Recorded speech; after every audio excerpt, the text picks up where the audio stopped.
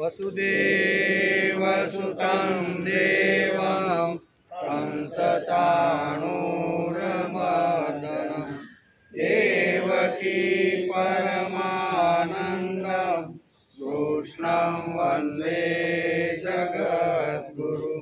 गुरुर्ब्रह्मा गुरुर्विष्णु गुरुर्देवो महेश्वर गुरुर्साक्षात् परब्रह्म तस्मै श्री गुरुवे नमः। नारायणं नमस्कृत्यं नरं चैव नरोत्तमं देवीं सरस्वती व्यासं ततो जयमुदीरयेत् ततो जयमुदीरयेत्।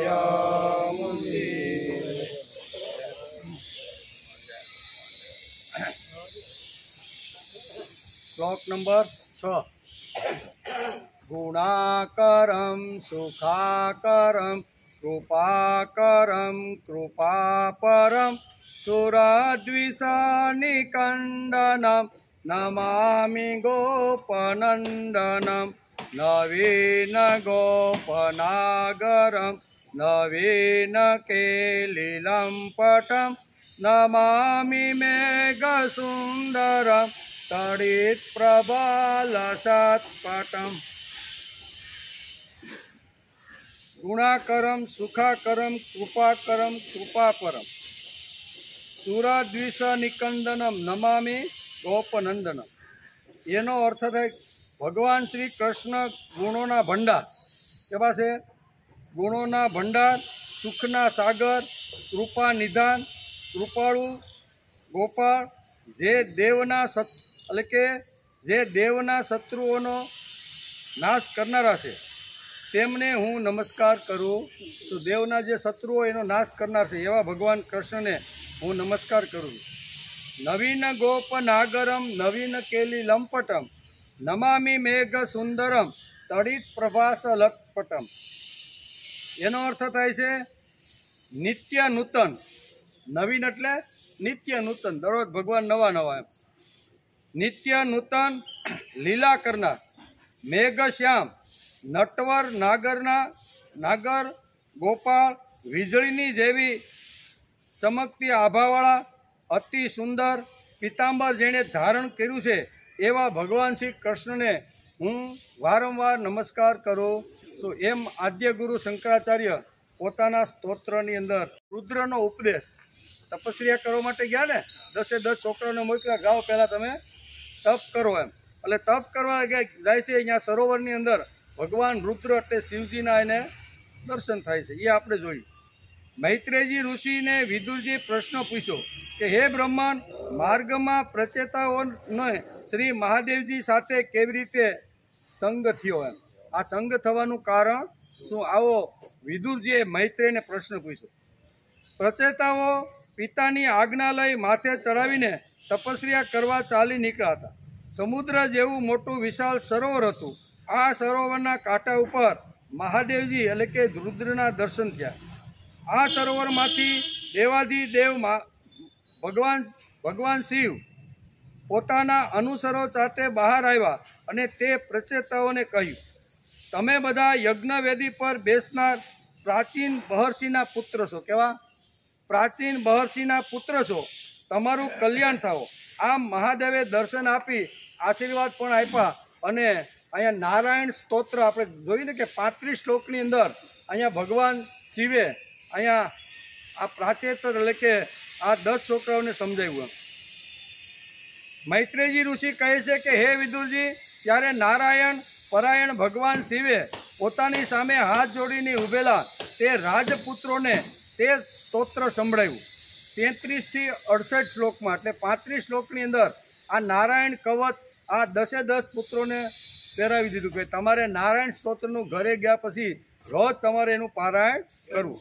હે રાજકુમારો, વિશુદ્ધ ભાવે આપ સર્વ સ્વધર્મનું આચરણ કરતા રહીને ભગવાનમાં ચિત્ત જોડીને તમે રોજ એનું પારાયણ કરજો। શિવજી કહે છે કે પવિત્રતમ નારાયણ સ્તોત્રનો જપ કરવાથી ભગવાન વાસુદેવ તમારું કલ્યાણ કરશે. શું કહે છે? ભગવાન વાસુદેવ તમારું કલ્યાણ કરશે. ભગવાન જ સઘળા કલ્યાણકારી સાધનાના એકમાત્ર પ્રિય પ્રાપ્તવ્ય છે. તેથી રોજ આ નારાયણ સ્તોત્રનું તમારા રાજની અંદર ગયા પછી રોજ એનું પારાયણ કરવું. આવું ભગવાન રુદ્રે અહીંયા આ 10 પ્રાચેતસના જે પુત્રો હતા એને આ રીતે સમજાવે છે.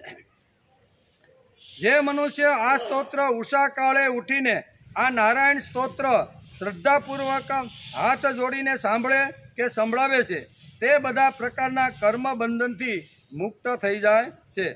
હે રાજકુમારો, મેં તમને પરમ પુરુષ પરમાત્માનું આ જે સ્તોત્ર સંભળાવ્યું છે તેને એકાગ્ર ચિત્તે જપતા રહીને તમે મહાન તપસ્યા કરો.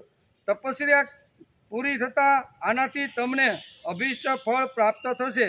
આ સ્તોત્રમાં આટલી વાતો કરીને આપણે 24મા અધ્યાયને આપણે નમસ્કાર એટલે આજે 25મો અધ્યાય, બરોબર ને? આટલી વાતો આપણે શુક્રવારે જોઈ હતી.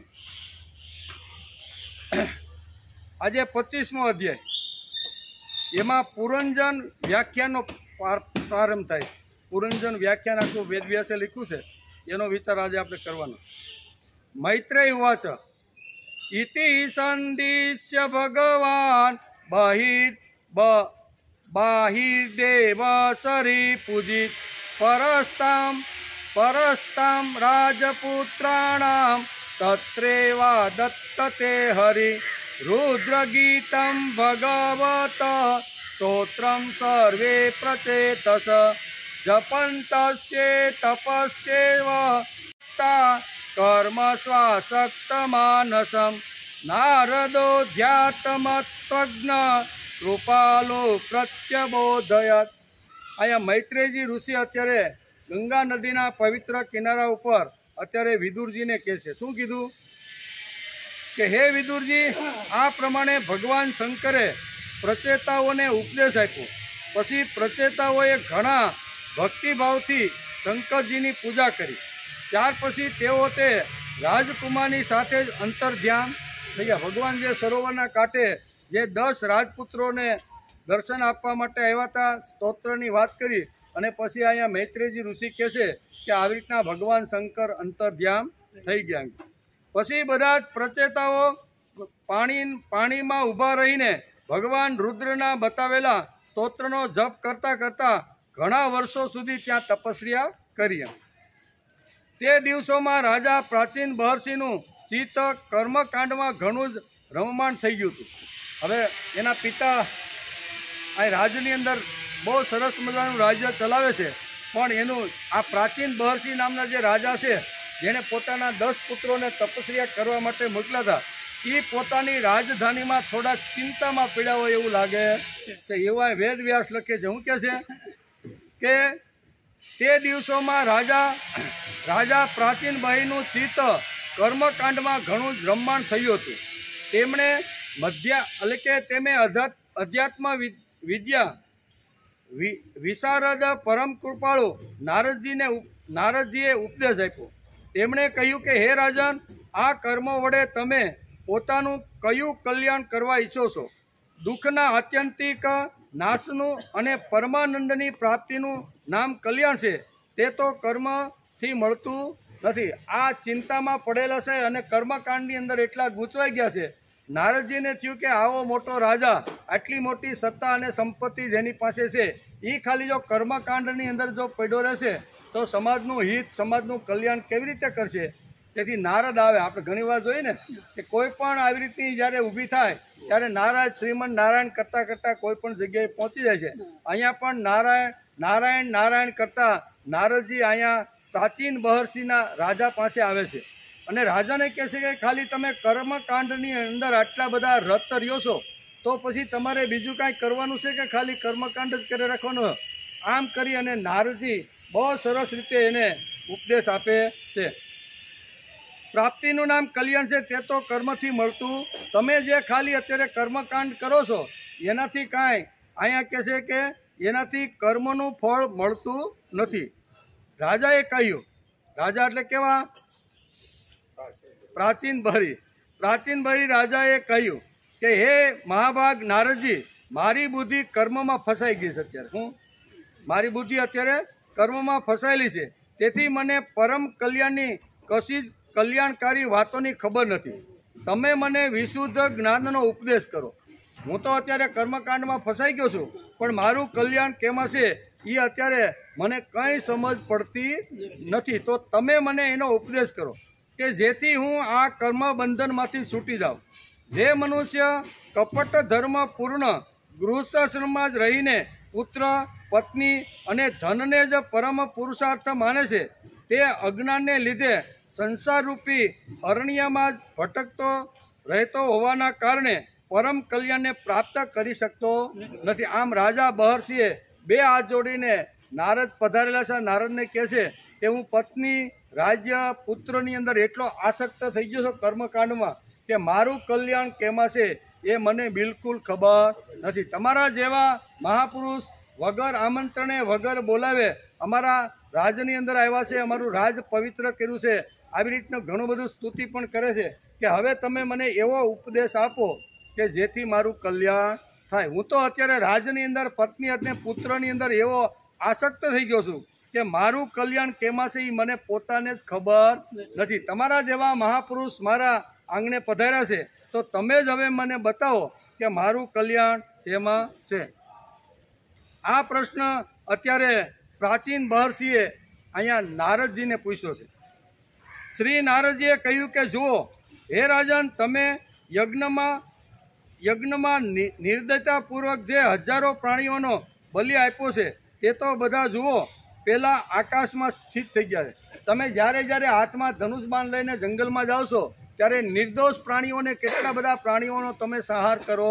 આ બધા જે સંહાર કરેલા જે જીવો છે એ આકાશની અંદર તમારી ઉપર તરાપ મારી રહ્યા છે. બરોબર, એ તો મૃત્યુ પામ્યા છે, પણ હવે તમારો બદલો લેવા માટે આકાશની અંદર તલપાપડ થઈ રહ્યા છે. કોણ કહે છે? અહીંયા નારદજી અત્યારે પ્રાચીન વહી રાજાને કહે છે કે તમે ખૂબ જ એટલું મોટું ભયંકર આવા નિર્દય જીવોનો ખૂબ જ હિંસા કરીને ખૂબ જ મોટો સંહાર કરી નાખ્યો છે. બધા જ અત્યારે પશુ અને પક્ષીઓ આવી રીતે આકાશની અંદર સ્થિત થઈને અને તમને જોઈ રહ્યા છે. એ બધા તમારા થકી પ્રાપ્ત થયેલી પીડાઓને યાદ કરતા રહ્યા છે. તમે જેને પીડા આપી, બાણ મારીને મૃત્યુ પમાડ્યા, અને એ પીડા જોઈ અને એ તમને બધાને યાદ કરતા રહે. અત્યંત ક્રોધપૂર્વક બદલો લેવા માટે એ તમારી વાટ જોઈ રહ્યા છે. જે પશુ પક્ષીને નિર્દય કાંઈ કારણ વગર તમે જો મારો તો એક વાત જુદી છે, પણ કોઈ કારણ પોતાના મોજ શોખ માટે જો તમે આવી રીતની પશુની જો હિંસા કરો તો એ તો ખૂબ જ મોટું પાપ છે. આ બધા જે મરાયેલા હતા એ બધા મૃત્યુ તો પામ્યા, પણ આકાશની અંદર તમારા રાજ ઉપર રાહ જોઈ રહ્યા છે કે આ રાજાનો બદલો અમે ક્યારે વાળીએ. એમ કે આમ અત્યારે નારદજી સમજાવે છે. જ્યારે તમે મર્યા પછી પરલોકમાં જશો ત્યારે તેઓ તમને પોતાના વજ્ર જેવા શિંગડાઓથી મારીને તમે જેમ એને ઘાયલ કર્યા હતા એવી રીતે એ બધા પશુ પક્ષી રાહ જોઈને બેઠા છે એ ઘાયલ કરવા માટે. વારું, આ બાબતમાં હું તમને એક પ્રાચીન આખ્યાન સંભળાવું છું. લાંબુ કરવા કરતાં હું તમને એક રૂપક, એક વાર્તાના રૂપની અંદર એક વાર્તા કહું છું. એ વાર્તા તમે સાંભળી લ્યો અને પછી તમારે નિર્ણય બદલવો કે નહીં બદલવો એ તમારે પછી જોવાનું છે. આમનાર કે આ બાબતમાં હું તમને એક પ્રાચીન ઉપાખ્યાન સંભળાવું છું. તે રાજા પુરંજનનું ચરિત્ર છે. તે તમે મારી પાસેથી સાવધાન સ્કંદ 4 અને 25મા સર્ગની અંદર વેદવ્યાસે લખ્યું છે. બરોબર, કાંઈ કે પુરંજન નામનું જીવ છે, અને અહીં કહે છે કે પુરંજન નામનો જીવ છે, અને અવિજ્ઞાતા એ અંદર બેઠેલો ભગવાન છે. કોણ છે? એટલે જીવ અને શિવ આનું એક ઉપાખ્યાન જોડી અને અહીંયા રૂપકના રૂપની અંદર અત્યારે નારદ મુનિ અત્યારે અહીંયા પ્રાચીન બહર્ષિને સંભળાવે છે. હવે શરૂ કરે છે નારદ કે આ આખ્યાન બરોબર કાન ખોલીને તમે સાંભળી લેજો. હે રાજન, પહેલાના સમયમાં પુરંજન નામનો એક મહાન યશસ્વી રાજા હતો. તેનો અવિજ્ઞાતા નામનો એક મિત્ર હતો. તેની ચેષ્ટાઓને કોઈ પણ સમજી શકતું ન હતું. રાજા પુરંજન પોતાનું રહેવા લાયક સ્થાન ખોળવા આખી પૃથ્વી પર ફર્યો તો પણ એને કોઈ અનુરૂપ સ્થાન મળ્યું નહીં, ત્યારે તે થોડો ઉદાસીન થઈ ગયો. અહીંયા ઉપાખ્યાન એટલે રૂપક સમજાવતા નારદજી અત્યારે પ્રાચીન બહીને કહે છે કે હું તમને એક એવું ઉપાખ્યાન, એવું એક રૂપક, એવી એક વાર્તા સમજાવું છું. એ વાર્તા અત્યારે કોની છે? પુરંજન. પુરંજન એટલે જીવ અને અવિજ્ઞાતા એટલે અંદર રહેલો પરમાત્મા. જીવને પરમાત્મા વારંવાર કહેશે કે ભાઈ તું જે રસ્તો લેશે એ રસ્તો યોગ્ય નથી, પણ જીવ અવિજ્ઞાતાની એક પણ વાત માનતો નથી. પાકો મિત્ર છે. મિત્ર એને સલાહ આપે છે કે તારા હાથની અંદર સત્તા આવી, સંપત્તિ આવી, પણ તારે આવી રીતનું કૃત્ય કરવું જોઈએ નહીં. આવા અવિજ્ઞાતા અંદર રહેલો જે પરમાત્મા છે એ જીવ એટલે પુરંજન. આ આખ્યાની અંદર આ બે વાત તો સમજવાની છે આપણે. નહીતર આ કહે ને કે હું તને એક વાર્તાના રૂપમાં, રૂપકના રૂપમાં, ઉપાખ્યાનના રૂપની અંદર એક વાર્તા તને સમજાવું છું.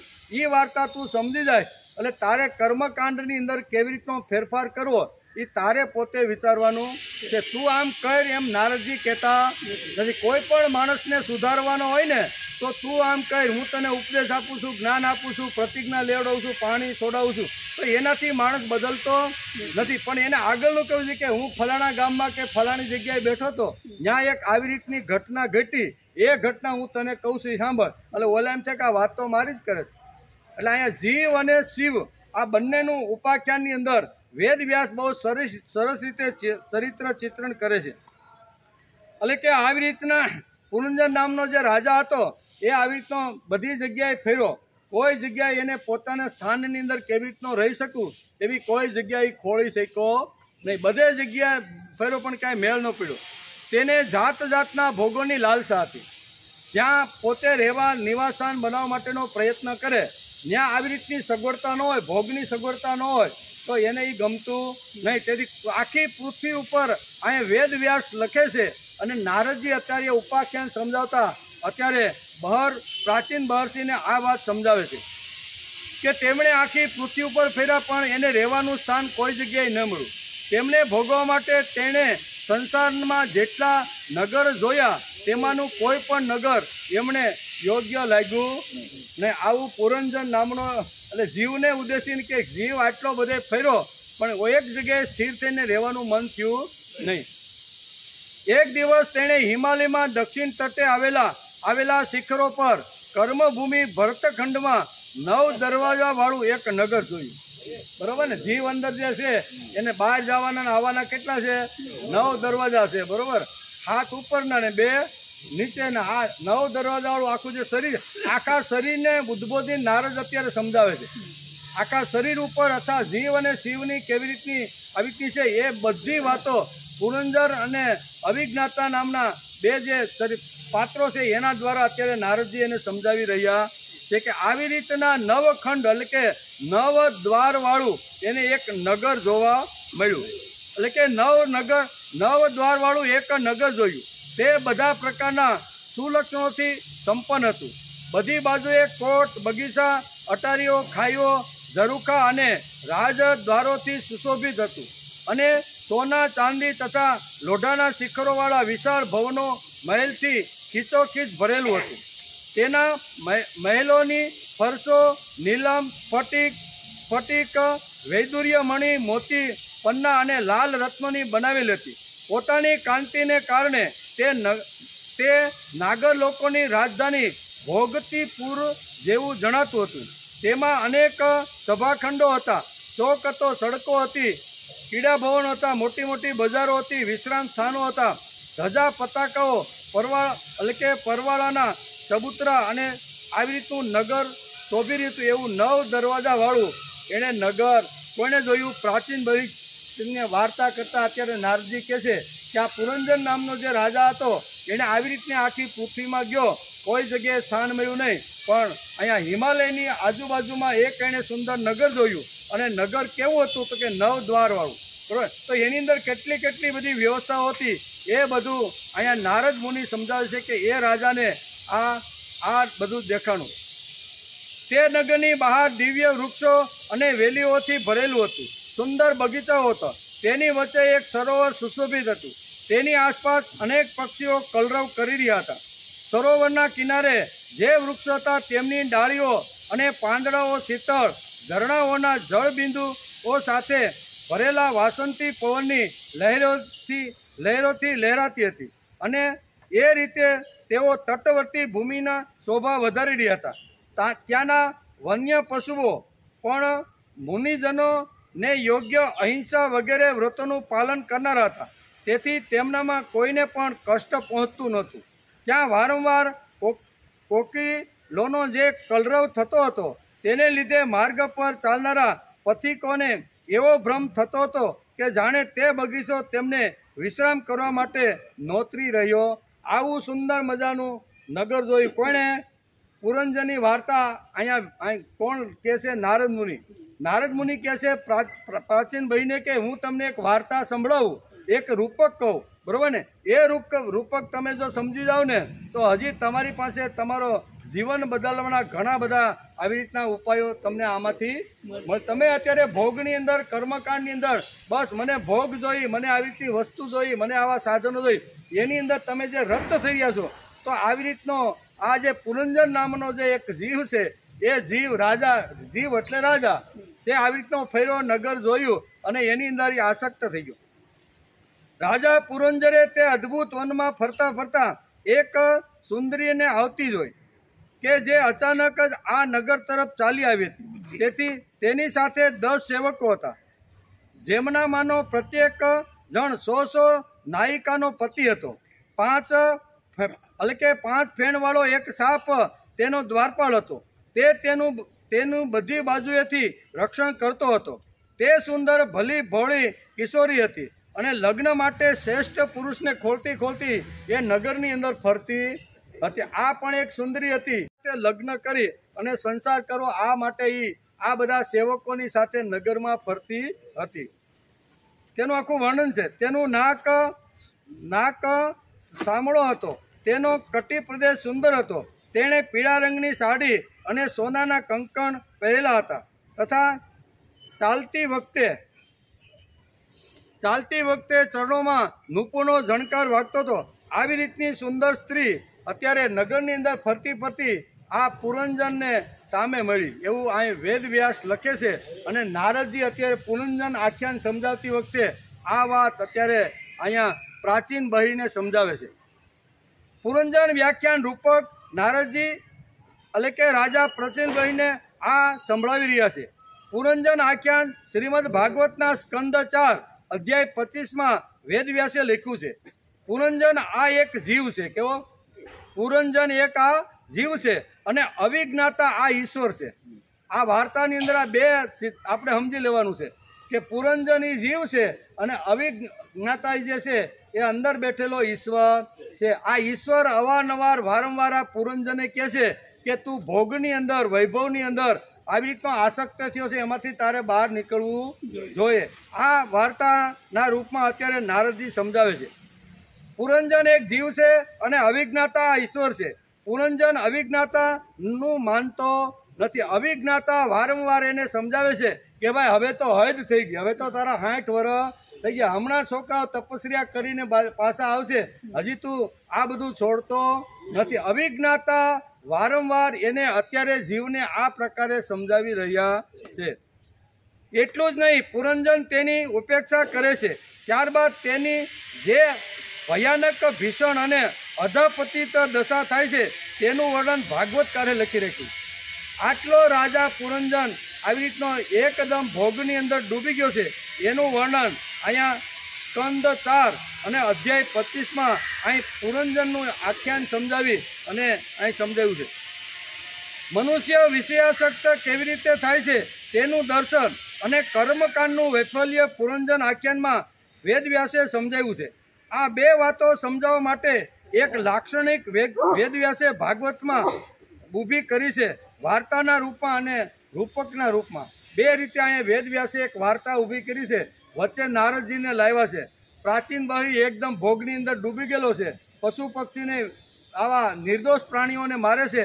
નિર્દોષ પ્રાણીઓ આવી રીતની રાહ જોઈને બેઠા છે કે આ મરીને ક્યારે અમારી પાસે આવે ને અમે એને આવી રીતના શાંતિથી આવી રીતના આ બધી વાર્તા અત્યારે નારદજી એને સમજાવી રહ્યા છે. છે કે તમે જે કરો છો એ યોગ્ય નથી। એના બાબતમાં હું તમને એક વાર્તા કહું છું।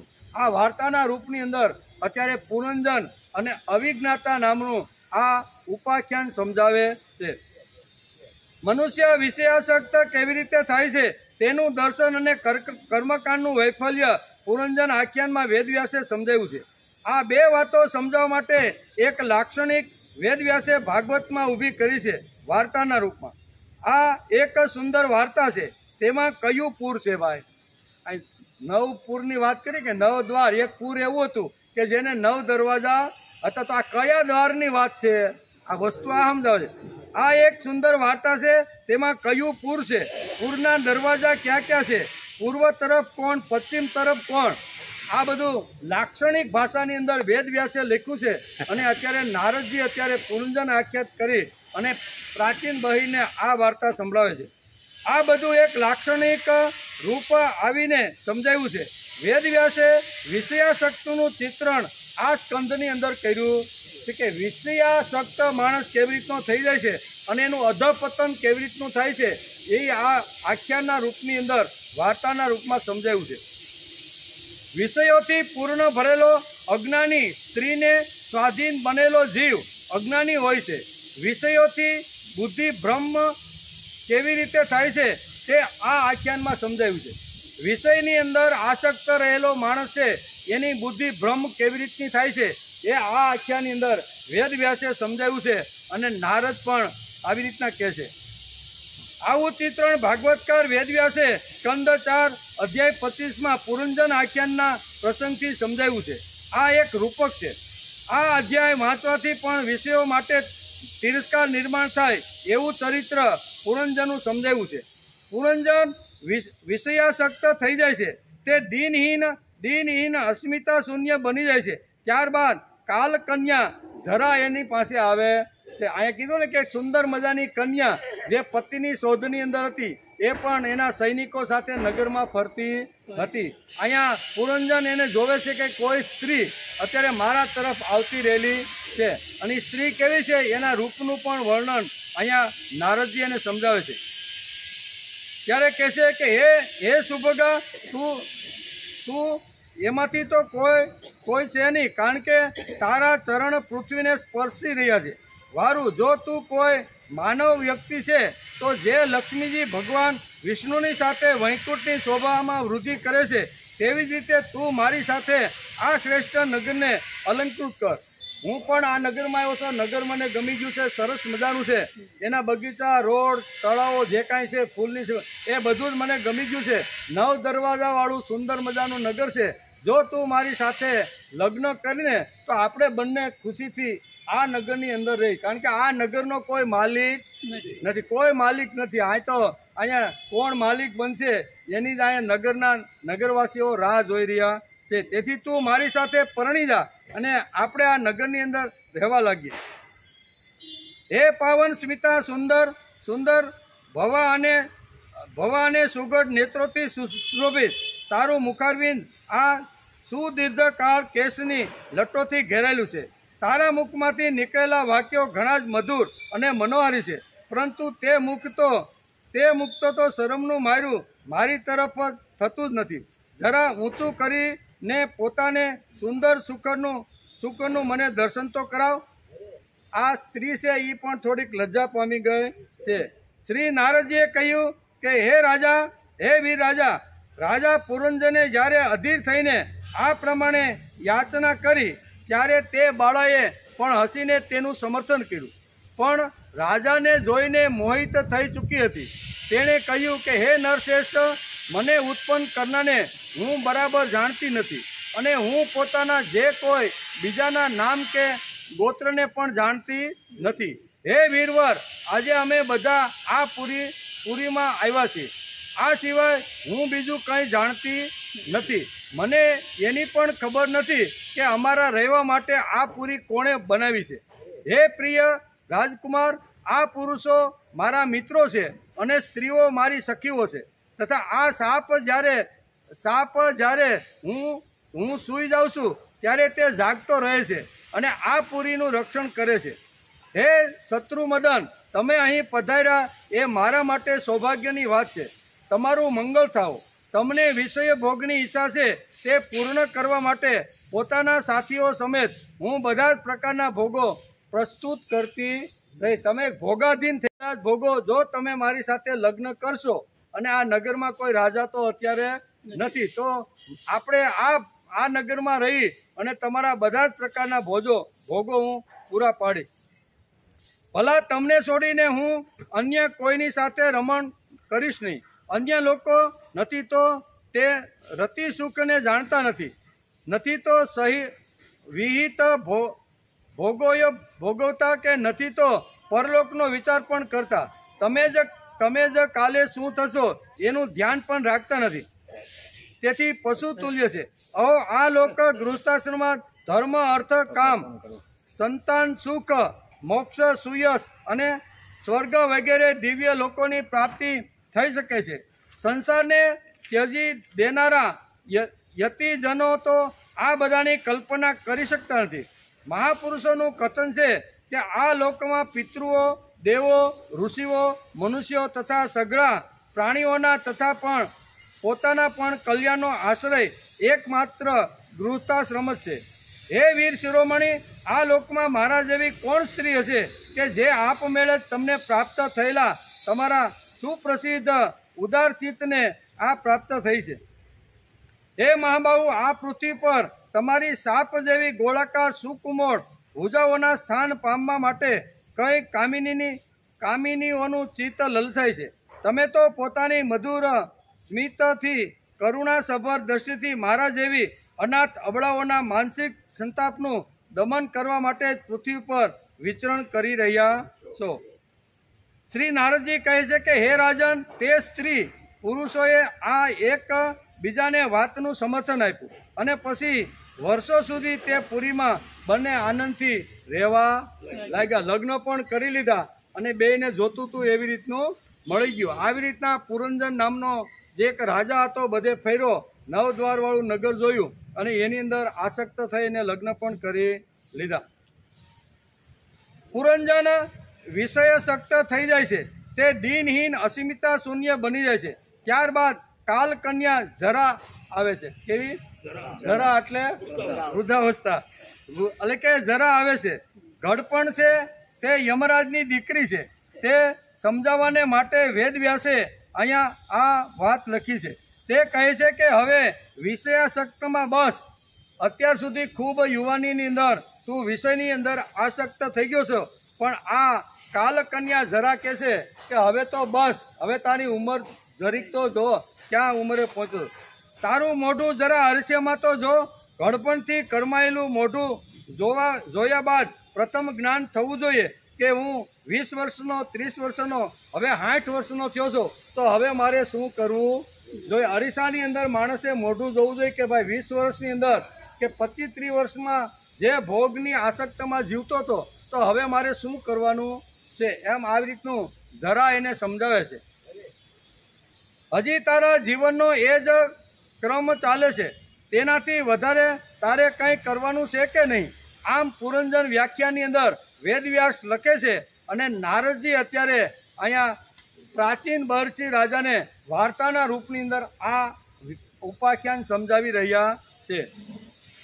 બુદ્ધિ કામાધીષ્ટ કેવી રીતે બની જાય છે, તેનાથી માણસ વિષય લંપટ થઈને અધપત કેવી રીતનો થાય છે તેનું ચિત્રણ વેદવ્યાસે અહીંયા સ્કંદ 4 અને 25મા અધ્યાયમાં અહીંયા પુરંજન નામનું આખ્યાન સમજાવીને એના દ્વારા આપણે સમજાવવાનો પ્રયત્ન કર્યો છે કે માણસ વિષયની અંદર કેટલો આસક્ત થઈ જાય છે એ બધું ચિત્રણ છે.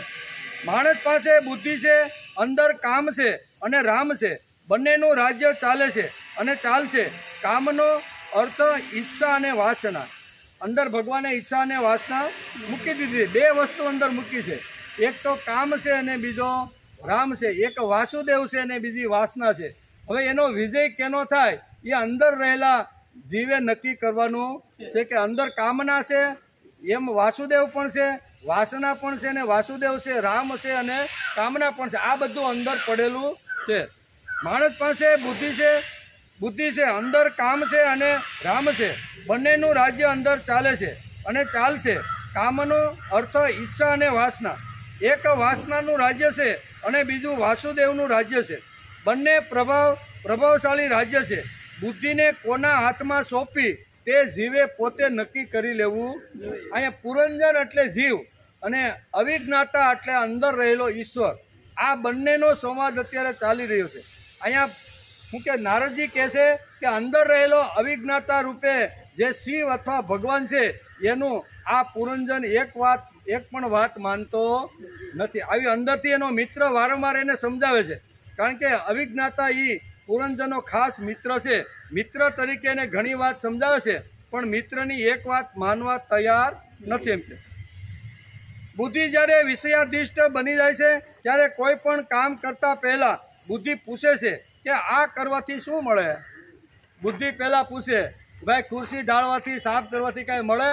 તો ઢાળીને તો સાફ કરી. એટલે બુદ્ધિ પહેલા પૂછે કે બુદ્ધિ જ્યારે વિષયાધિષ્ઠ બની જાય છે ત્યારે કોઈ પણ કામ કરતા પહેલા બુદ્ધિ પૂછે છે કે આ કરવાથી શું મળશે. ફાયદો જોઈને દોડવાવાળી બુદ્ધિને વિષયાધિષ્ઠ બુદ્ધિ કહે છે. તેથી જ બુદ્ધિને સમજાવવાનું છે કે ફાયદો ન મળે તો પણ અમુક કામ તારે કરવાના છે. અવિજ્ઞાતા વારંવાર અત્યારે અહીંયા જીવને કહી રહ્યા છે કે તું જ્યાં ભોગ મળે, જ્યાં વૈભવ મળે, જ્યાં ઠાઠમાઠ મળે, જ્યાં તને સૌંદર્ય અને આવી રીતનું મળે ત્યાં તું દોડ કરે છે. પણ એકાદી વાત તો તારા જીવનમાં એવી હોવી જોઈએ કે જે તને કંઈ જ મળતું નથી પણ છતાંય તારે એકાદ કામ તારે એવું કરવું. વારંવાર અવિજ્ઞાતા અહીંયા જીવને વારંવાર સમજાવી રહ્યો છે, કારણ કે બંને પાકા મિત્રો છે. પણ આ મિત્રની વાત અહીંયા પુરંજન માનવા તૈયાર નથી. એને તો થાય છે 20 હતા, 30 થયા, 40 થયા, 60 થયા અને 70. હજી તો મારે ભોગ ને ભોગ. આવું સુંદર 9 દ્વાર વાળું, કેવું 9 દ્વાર વાળું આ સુંદર મજાનું નગર છે. નગરની અંદર આવી રીતની સુંદર વ્યવસ્થાઓ છે અને એ વ્યવસ્થાની અંદર અલગ અલગ દિશાની અંદર અલગ અલગ લોકો આવી રીતનું રક્ષણ કરવાવાળા છે. તો આપણે હવે આ નગરમાંથી બહાર જવું નથી. પણ અવિજ્ઞાતા એનો ખાસ મિત્ર છે. વારંવાર એને સમજાવવાનો પ્રયત્ન આ જીવને વારંવાર સમજાવે છે. પણ અંદર રહેલો અવિજ્ઞાતા ફાયદો જોઈને દોડવાળી બુદ્ધિને વિષયાધિષ્ઠ બુદ્ધિ કહે છે. તેથી જ બુદ્ધિને સમજાવવાનું છે કે ફાયદો ન મળે તો પણ અમુક એકાદ કામ તો માણસે કરી લેવું. મને કંઈ જ ફાયદો મળવાનો નથી છતાં એકાદ કામ મારે કરી લેવાનું છે. તેને જ સાધના કહી છે. આ સાધનાનું સાતત્ય ટકવું જોઈએ. આજે કહ્યું અને આવતીકાલે ફાયદો છે એવું સમજવાનું કોઈ કારણ નથી. આ જોવાવાળા માણસે સાધના કરી શકતા નથી. ન મળે તો વર્ષો સુધી પણ માણસે આવી રીતે સાધના કરવી જોઈએ. કંઈ ખોવાનો ધંધો તો છે જ નહીં. આ 2 પ્રકારના ધંધા હોય છે, એક કમાવાનો અને બીજો ખોવાનો. આધ્યાત્મિક સાધના એ ખોવાનો ગુમાવવાનો ધંધો નથી. આધ્યાત્મિક સાધના જે આપણે કરી ને એ કાંઈ ખોવાનો કે ગુમાવવાનો ધંધો નથી. કરેલું કોઈ દી નિષ્ફળ જવાનો નથી. ભલે સાધના જ્યાંથી શરૂઆત કરી હોય છે, જાગ્યા ત્યાંથી સવાર અને ભૂલા ત્યાંથી ફરીથી ગણવાનું ચાલુ કરવાનું, બરોબર ને. આ વાત આપને શાસ્ત્રકારો સમજાવે છે. બુદ્ધિ ભ્રંશ થાય કે માણસ દીન બની જાય છે, અસ્મિતા શૂન્ય બની જાય છે. બુદ્ધિને આવો રોગ પુરંજનને લાગ્યો છે. એમ નારદજી પ્રાચીન ભરીને આ વાર્તા સમજાવી રહ્યા છે. વાર્તાના રૂપમાં નારદજી અત્યારે કહે છે કે પુરંજનને આ બુદ્ધિ ભ્રંશ નામનો જે રોગ છે ને એ રોગ એને ચારે બાજુથી આટો વાટી ગયો છે. તેથી કહે છે કે એ દીન બની ગયો છે, અસ્મિતા શૂન્ય થઈ ગયો છે. રાજા હોવા છતાં અહીંયા સ્ત્રી પાસેની અંદર એટલો બધો જકડાઈ ગયો છે, બરોબર. અહીંયા જરા આવીને એને પણ સમજાવે છે પણ એ એક વાત કોઈની માનવા તૈયાર નથી. અસ્મિતા કોઈ બેઠો છે. બુદ્ધિને આવો રોગ પુરંજનને લાગ્યો છે. એમ નારદ પ્રાચીન બહરથી રાજાને આ આખ્યાન દ્વારા રૂપક દ્વારા સમજાવે છે. આવો રોગ લાગ્યા પછી બુદ્ધિ શું વિચારે છે ખબર છે? હું અને મારું. એમ મારે બીજું કાંઈ વિચાર, હું અને મારું. વિષય લંપાટ માણસનું અધપતન કેવી રીતે થાય છે, તેનું નિજી ઐશ્વર્ય કેવી રીતે ખતમ થાય છે તે પુરંજન આખ્યાનમાં વેદવ્યાસે નારદજીને વચ્ચે લાવીને સમજાવવાનો પ્રયત્ન કર્યો છે. વેદવ્યાસે બહુ સરસ આવી રીતની વાતો અંદર મૂકી રાખે છે કે માણસને જો સુધારવાનો હોય, રાજાને સુધારવાનો હોય અને આવી રીતના કર્મકાંડની અંદર અને આવા નિર્દોષ પ્રાણીઓને મારવાનો જો એને શોખ જો હોય તો એને મારે વળાંક આપીને બીજી કાંઈક વાત કરવાની છે. તેથી આવી રીતની એક અહીંયા પુરંજન નામનું આખ્યાન ઊભું કરીને ઉપાખ્યાન દ્વારા એને સમજાવે છે.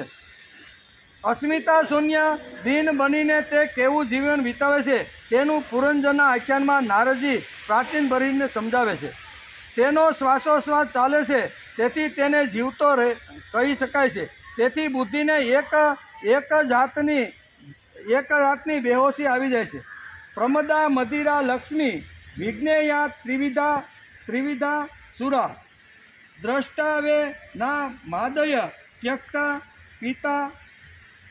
ત્યક્તા પિતા સાન્યત ઈસ્યાત.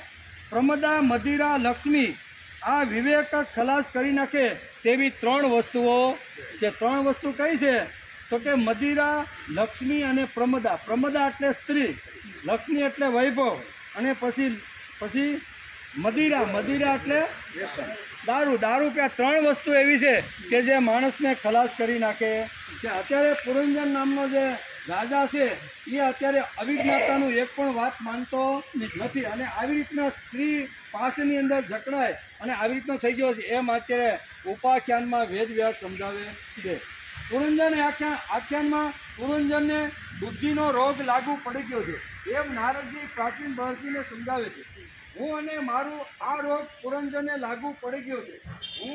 હું અને મારું આવ્યું કે બધું મારા માટે, હું અને મારે બીજા કોઈને કઈ વસ્તુ આપી નથી. મહાભારતમાં આજ આવે ને, મહાભારતની અંદર અહીંયા હસ્તિનાપુરની અંદર દુર્યોધન ને એના પિતા બધા કહે આ મારું છે, મારે કોઈને આપવાનું, હું અને મારું, બસ. બીજી કોઈ વસ્તુ ગમે તેવા સમજાવવા આવે તો પણ મારે હું અને મારું આ જોવાનું છે. આવું થયું કે પછી વ્યક્તિના જીવને વળાંક નથી મળતો. પુરંજન રાજા ને આવી બેહોશીને લીધે એ આત્મશક્તિની એની વિસ્મૃતિ થઈ ગઈ છે. પુરંજન સ્ત્રી લટ્ટુ બન્યો છે, આસક્ત થયો છે.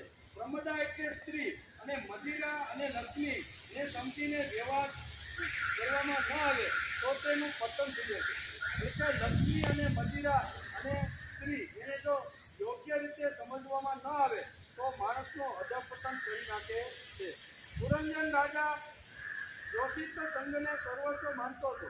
તેની અંદર તેનો એક મિત્ર બેઠો હતો. તેનું નામ છે અવિજ્ઞાતા. અવિજ્ઞાતા એટલે ભગવાન આ બેઠો છે. આ અવિજ્ઞાતા પુરંજન જીવને રોજ સમજાવે છે પણ તે સમજવા તૈયાર નથી અને તેનું સાંભળતો પણ નથી. રોજ અંદર બેઠેલા ભગવાન અહીંયા જીવને વારંવાર કહે છે કે હવે તારા 20 થયા, 40 થયા, 60 થયા, 70 થયા, હવે તો તું થોડો પાટો વધે. પણ અંદર રહેલો જીવ એ એક વાત અવિજ્ઞાતાની માનવા માટે તૈયાર નથી. જેમ વેદવ્યાસ લખે છે અને પુરંજન આખ્યાની અંદર અત્યારે નારદજી અત્યારે બહુ સરસ રીતે રાજાને વાર્તા દ્વારા સમજાવે છે. આ અવિજ્ઞાતા પુરંજન જીવને રોજ સમજાવે છે, તે પણ સમજતો નથી અને તેનું સાંભળતો પણ નથી. અવિજ્ઞાતાને કંઈ કહેવું છે પરંતુ તેની વાત સાંભળવાનો તેમને સમય જ નથી. આપણે ઘણા કામો છે તેથી અંદરના અવિજ્ઞાતાને આપણે પણ સાંભળતા નથી. ભગવાન તો આપણે રોજ ટેલિફોન સંતાન કરે કેમ છો ભાઈ, અને આપણો તો એંગેજ હોય એટલે આપણે એની સાથે વાત કરી શકતા નથી. સવારે ઉઠ્યા એટલે ભગવાન સીધો આપણે સ્મૃતિનો એંગેજ ફોન કરે કે દીકરા જાગી ગયો હોય તો હું તને આ પોતું સ્મૃતિનું રાત્રે ભૂલી જતો ને એ પોતું હું તને આપું. ભગવાનનો ટેલિફોન આવે પણ ભાઈ તો એટલા બીજી હોય છે કે ભગવાનનો ટેલિફોન ઉપાડવા પણ તૈયાર થતો નથી. આવી રીતના અંદર રહેલો જે અવિજ્ઞાતા એટલે અહીંયા જે જીવને વારંવાર અત્યારે ભગવાન કહે છે કે હું તને વારંવાર ફોન કરું છું પણ તું સ્ત્રીઓની અંદર એટલો આસક્ત થઈ ગયો છે, રાજની અંદર એટલો આસક્ત થઈ ગયો છે કે મારો ટેલિફોન તું ઉપાડતો નથી. આત્મશક્તિની વિસ્મૃતિ થયા બાદ પુરંજનની સ્થિતિ અત્યંત અધપતિ થઈ ગઈ છે. તેનું ભાન પોતાને જ થાય છે કે હું શું હતો અને કેવો થઈ ગયો. બરોબર. અહીંયા હિમાલયની અંદર સુંદર નવ દરવાજા વાળું જ્યારે નગર જોયું, સ્ત્રીની સાથે મેં લગ્ન કર્યા, ભોગની અંદર હું ડૂબી ગયો, કેવો હતો ને હું કેવો થઈ ગયો. અમારા પૂર્વજો કેવા હતા. બરોબર. બ્રહ્માથી શરૂઆત કરો અને એના માનસ પુત્ર અહીંયા બરોબર મનુથી શરૂઆત કરી તો બધા જે રાજાઓ આવ્યા બધા ધ્રુવ સહિત, તો એ બધા રાજા કેવી રીતના હતા અત્યારે ધીમે ધીમે એનું જ્ઞાન થતું રહેલું છે કે હું કેવો હતો ને કેવો થઈ ગયો, એટલે કે હું કેવો હતો ને કેવો થઈ ગયો. જેણે આપણા જીવનમાં કામ અને રામ બંનેની ખેંચ ચાલે છે, તેમાં કોનો વિજય થશે, રામનો કે કામનો, વાસના કે વાસુદેવનો? આપણી અંદર પણ આ વાત ચાલતી રહેલી છે. કામનાનો કે વાસુદેવનો કે વાસનાનો, કામનો કે રામનો કોનો વિજય થાય એ આપણે નક્કી કરવાનો છે. આત્મશક્તિની વિસ્મૃતિ થયા બાદ પુરંજનની સ્થિતિ અત્યંત અધપતિત થઈ ગઈ છે. તેનું ભાન પોતાને જ થાય છે કે હું શું હતો અને કેવો થઈ ગયો. આપણા જીવનમાં કામ અને રામ બંનેની ખેંચ ચાલે. કામાર્થ જીવનમાં ભગવાનના અસ્તિત્વની અવગણના થાય છે. પુરંજન રાજાના જીવનમાં શરૂમાં તેની કામ સાથે જ એક રૂપતા હતી. એનું કારણ અવિજ્ઞાતા મિત્રની સાથે એ વાત થતી નથી. વાત થઈ પછી ખબર પડી કે જીવન શું છે. આ આખ્યાન વ્યક્તિના જીવનને વળાંક આપવા માટે વેદ વ્યાસે લખ્યું છે કે જીવને વળાંક આપવાનો હોય તો આ આખ્યાન દ્વારા આપી શકાય છે કે જીવ આવે એ રીતનો કામની અંદર ડૂબી ગયેલો હતો, આસક્ત થઈ ગયો હતો, વિષય અને ભોગોની અંદર થઈ ગયો હતો. આ 9 દ્વાર વાળા નગરની અંદર સ્ત્રીની અંદર એટલો ડૂબી ગયો હતો. એનું વર્ણન અહીંયા નારદજી મુનિ અત્યારે અહીંયા રાજાને સમજાવે છે. જ્યારે ક્યારેક પોતાના મુખ્ય સેવક એટલે કે પિશુનાની સાથે તે અંતઃકરણમાં જતો ત્યારે તેની પત્ની અને પુત્રોના કારણે થતા મોહ, પ્રસન્નતા, હર્ષ વગેરે વિકારોનો અનુભવ થતો. તેનું ચિત્ત જાત જાતના કર્મોમાં ફસાયેલું હતું અને કામમાં આસક્ત હોવાના કારણે રમણી વડે તે અબુદ્ધ છેતરાયું હતું. તેની રાણી જે કામ કરતી હતી તે જ કામો તે પણ કરવા લાગતો હતો. તે જ્યારે મદ્યપાન કરતી ત્યારે તે પણ મદિરા પીતો હતો અને મદોન્મત્ત થઈ જતો હતો. જ્યારે તે ભોજન કરતી ત્યારે પણ ભોજન કરવા લાગતો અને જ્યારે તે કંઈ ચાવતી ત્યારે પણ તે ચાવવાની શરૂઆત કરી દેતો. તે દોડતી ત્યારે પણ દોડવા લાગતો. ઊભી રહેતી ત્યારે તે ઊભો રહેતો. તે સૂતી હોય ત્યારે સૂઈ જતો, બેસતી હોય ત્યારે બેસતો. ક્યારેક તે સાંભળવા લાગતી તો તે સાંભળતો પણ ખરો. જોતી તો જોવા લાગતો, સૂંઘતી તો સૂંઘવા લાગતો અને કોઈ વસ્તુને અડકતી તો તે પણ અડકવા લાગતો. ક્યારેક તેની તે પ્રિય શોક વિહવળ થતી તો તે પણ શોકની અંદર ડૂબી જતો હતો. આવી રીતનો જીવ થઈ ગયો. કેવો? જેના સહવાસની અંદર આવ્યો તો એ જેવી રીતના કર્મ અથવા જેવી રીતનું કામ કરવા લાગ્યો એવી રીતનો આ પુરંજન નામનો રાજા એટલે જીવ કરવા લાગ્યો. ક્યારેક તેની તે પ્રિયા શોક વિહવળ થતી તો તે પણ અત્યંત દુઃખી થઈ જતો હતો. આ પ્રમાણે રાજા પુરંજર પોતાની રૂપાળી રાણી દ્વારા છેતરાઈ ગયો. સઘળો એટલે કે પ્રકૃતિ સમૂહ વાતાવરણ તેને દગો દેવા લાગ્યું. તે મૂર્ખ વિવશ થઈને ઈચ્છા નહીં હોવા છતાં પણ ખેલ કરવા ઘરમાં પાળેલા વાંદરાની જેમ અનુકરણ કરતો. કારણ કે જે પત્ની કરે એ જ કરવા લાગે, એટલે અનુકરણ કરવા લાગ્યો. ઘરની બહાર જવાનું નહીં, ભોગની અંદર આસક્ત થઈ અને આવી રીતનો જે રાજા હતો પુરંજન એ આવી રીતનો ડૂબી ગયો. નારદ મુનિ અત્યારે પ્રાચીન બહર્ષિ રાજાને એક રૂપક દ્વારા અહીંયા પુરંજનનું કેવું અધપતન થયું છે, આટલો જીવ સરસ ભગવાને મોકલો અને એ જીવનું અધપતન કેવી રીતે થાય છે એ નારદજી અત્યારે અહીંયા બહુ સરસ રીતે આ ઉપાખ્યાન દ્વારા અહીંયા સમજાવે છે. ઇતિ શ્રીમદ ભાગવતે મહાપુરાણે પારમહંસ્યા સહિતાયા ચતુર્થ સ્કંદે પુરંજન આખ્યાને 85 વર્ષોધ્યાય. ચોથા સ્કંદ અંતર્ગત પુરંજન વ્યાખ્યાનનો 25મો અધ્યાય સમાપ્ત થયો. 25મા અધ્યાયની અંદર આવી રીતની ઉપાખ્યાનની વાત વેદવ્યાસે લખી છે અને એને સમજાવવાની શરૂઆત કરી છે. પાણીનો ટાઈમ થઈ. અધ્યાય 26મો. રાજા પુરંજનનું શિકાર ખેલવા વનમાં જવું અને રાણીનું ક્રૂર થવું. 2 પ્રસંગ આ અધ્યાયમાં લખ્યા. શ્રી નારદજી કહે છે, શું કહે છે? નારદ ઉવાચ સ એકદા મહેશ્વાસો प्रथम पंचस्वमाग द्विजम द्विचक्रमेकाक्षम त्रिवेणु पंचबंधुरम। श्री नारदजी कहे छे कि हे राजन, एक दिवस राजा पुरंजन पोतानुं विशाळ धनुष्य, सोनानुं कवच अने अक्षय भाथो धारण करीने पोताना 11मा सेनापति साथे 5 घोड़ाओवाळा शीघ्रगामी रथमां बेसीने पंचप्रस्थ नामना वननी अंदर गयो। ते रथमां 2 ઈચ્છાદંડ એટલે કે બંબુ, 2 પૈડા, 1 ધરી, 3 ધ્વજખંડ, 5 દોરીઓ, 1 લગામ, 1 સારથી, 1 બેઠક, 2 સુંદરી એટલે કે કુબર, 5 આયુધ અને 7 આવરણ હતા। તે 5 પ્રકારની ચાલે ચાલતો હતો તથા તેનો બધો સાજ શણગાર સોનેરી હતો। જોકે રાજા માટે પોતાની પ્રિયાને ક્ષણવાર પણ છોડવી મુશ્કેલ હતી, પણ તેને તે દિવસે શિકારનો એવો શોખ જાગ્યો કે તેની પણ પરવા કર્યા વગર રાજા પત્નીને છોડી અને જંગલની અંદર હાથમાં ધનુષબાણ લઈ અને શિકાર કરવા માટે પુરંજનનું આખ્યાન હાલે છે, બરોબર ને?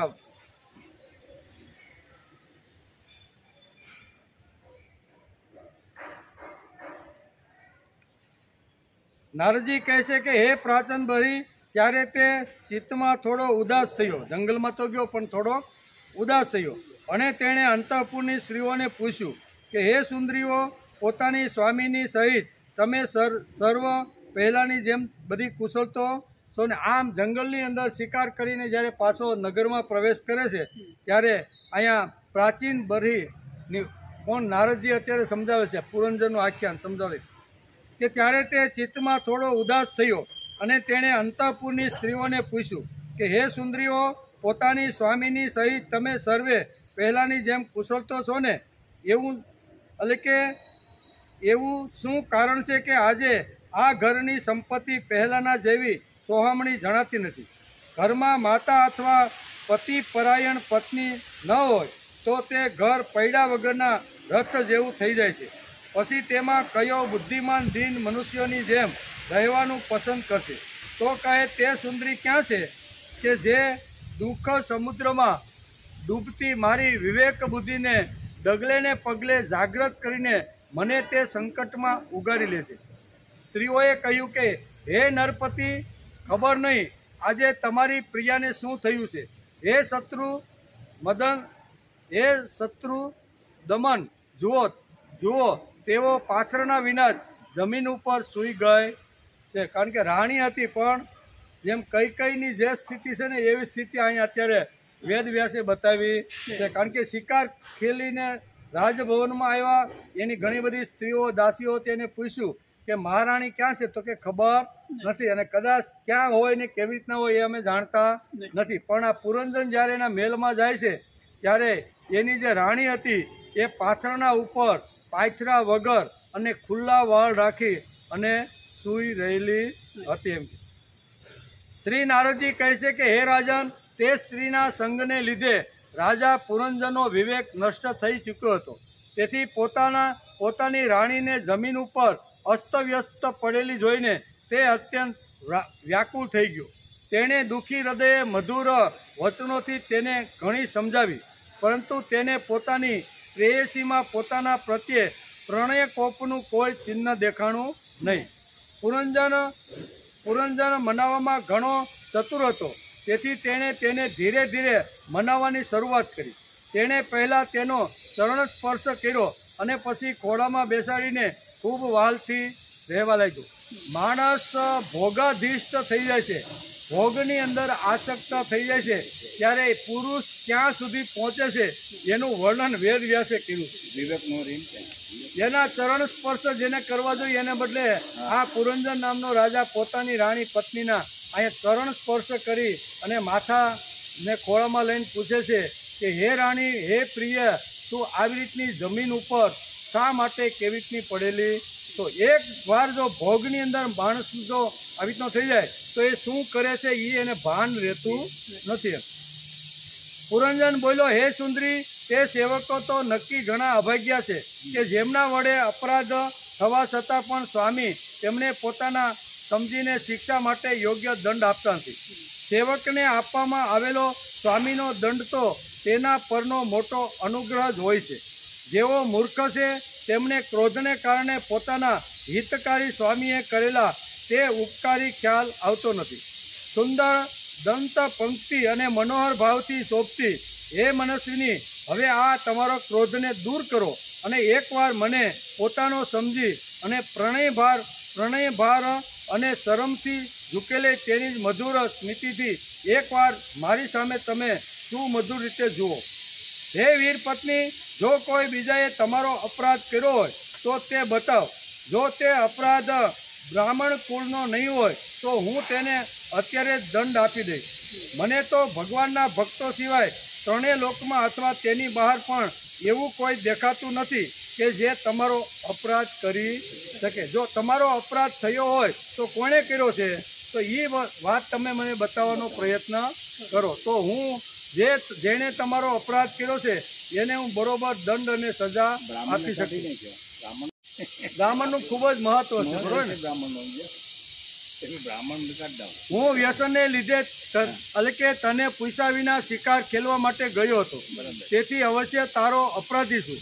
તો પણ પોતાને સમજીને તું મારા પર પ્રસન્ન થઈ જા, કેમ કે કામદેવના વિષય બાણોથી અધીર થઈને જે હંમેશા પોતાને આધીન રહે છે તેવા પોતાના પ્રિય પતિનો ઉચિત કાર્ય માટે ભલા કઈ કામિની સ્વીકાર કરતી નથી.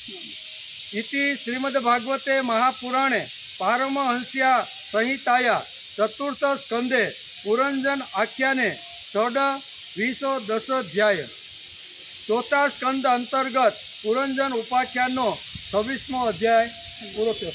26મા અધ્યાયમાં આટલી વાતો છે કે રાજા પુરંજન શિકાર ખેલવા માટે જંગલની અંદર જાય છે. થોડી ઘણી રાણીઓ અને થોડા ઘણા રથ અને થોડા સેવકોને લઈને જાય છે. એની પત્ની રાણીને લઈ જતા નથી.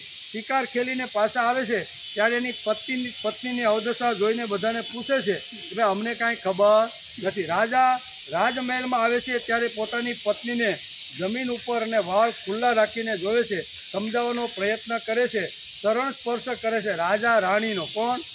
પુરંજન રાજા અહીંયા રાણીનો પગ સ્પર્શ કરીને ખોળામાં લે છે કે હે પ્રિયા, તને કોઈએ કેવી રીતના કટુ વચન કીધા હોય, તારો કોઈ અપરાધ કર્યો હોય તો તું મને બતાવ, તો એ બધાને હું પૂર્ણ કરી દઉં. ભક્તો અને બ્રાહ્મણ સિવાય જો કોઈ તારો અપરાધ કર્યો હોય તો હમણાં જ હું તેને સજા કરી દઉં. તો આમ કરીને એક નાનકડો અહીંયા અધ્યાય અહીંયા વેદવ્યાસે લખ્યો છે, પૂરો થયો. હવે 27મો અધ્યાય.